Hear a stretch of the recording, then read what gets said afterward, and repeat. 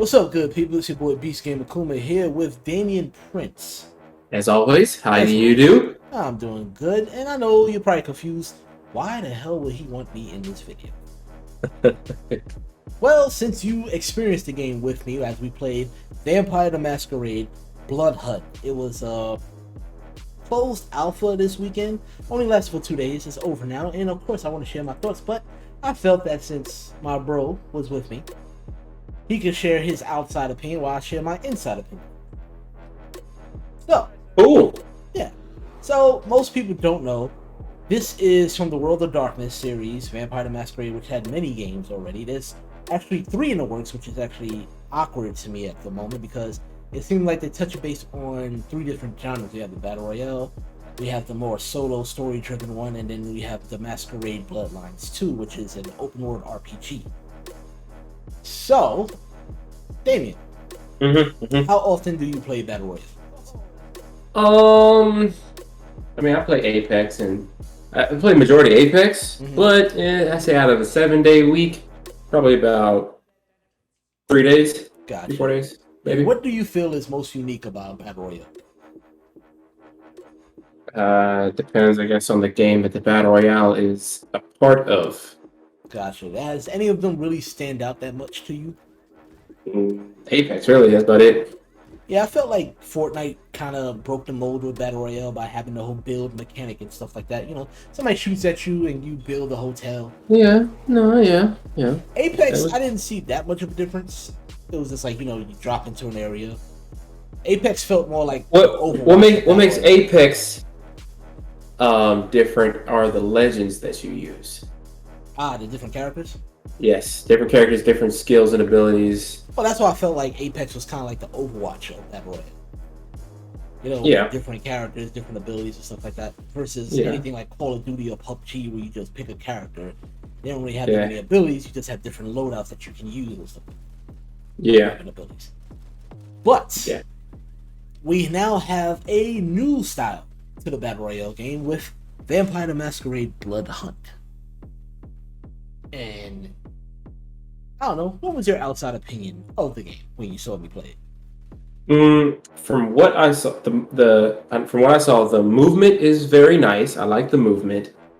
I didn't see much of the guns, so I can't talk too much on that. But between the movement, all the different classes with all their different abilities, the feeding, there's the enforcers, the harder enemies that are just out there. Yeah, the enforcers were like NPCs, weren't they? Yes, they were. Okay, so yeah. Between that stuff, it has potential for sure. Definitely. I felt there was good potential. This was definitely pretty interesting because as I'm seeing abundance of Battle Royale games come out, there's like a melee one that's going to be coming out soon. It's more martial arts based. But this one dives deeper into more of the horror aspect because every player in this game are going to be a different brood of vampire. And also making this unique is the world is alive. Because the game is based off in Prague, and you got regular NPCs walking around while you're also fighting players. And the best part about this, little tidbit of it is that the regular NPCs that you must feed on all give you different abilities. Because if you see their aura when you hit the senses button, you can actually see purples, reds, and stuff like that. And I also like the fact that it's all about keeping the masquerade because the vampires are trying to stay hidden. So if you are seen too often by too many humans in the game, you can get pinged and put on a blood hunt or after you, which is quite interesting. Also, if you shoot a human by accident, it puts a blood hunt on you, so they don't expect you to be an asshole in the game. So that's actually quite interesting to me. So I was like, I always wondered what brought them to bring out a vampiric Battle Royale type style game, because it definitely has the diversity, like you said. The movement speed and combat is quite interesting because it kind of feels like Infamous and Assassin's Creed had a baby but put them with vampires.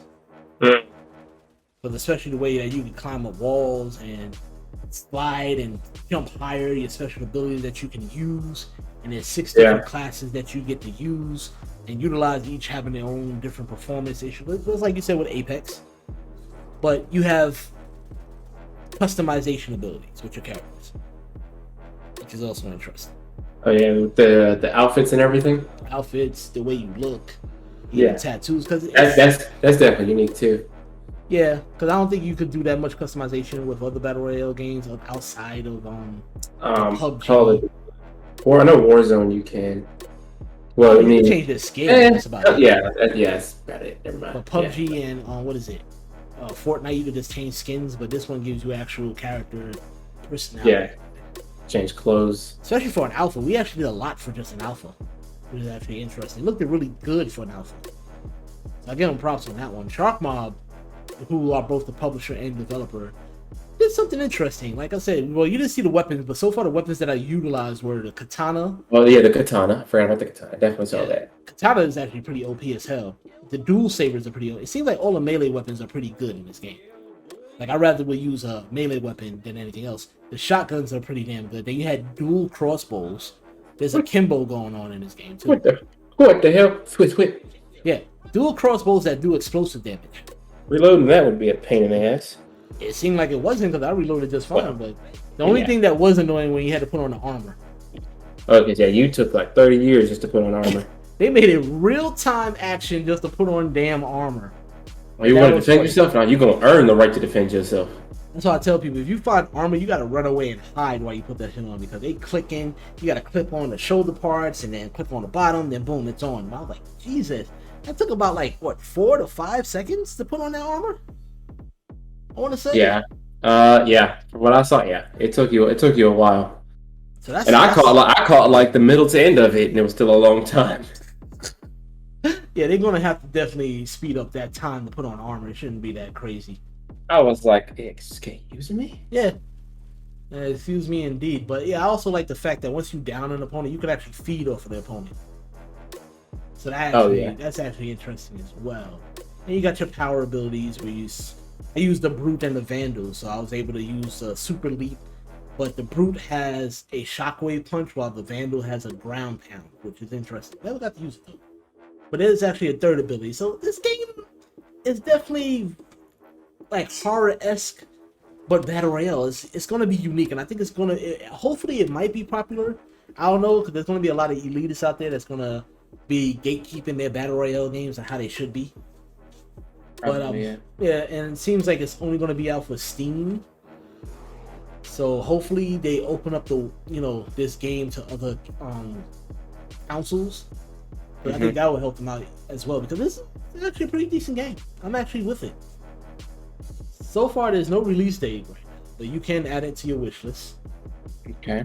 But yeah, other than that, yeah, I think I'll be down to town to get on this. But I wouldn't mind if they had werewolves as well. Damn it, I'm tired of werewolves getting a bad rap.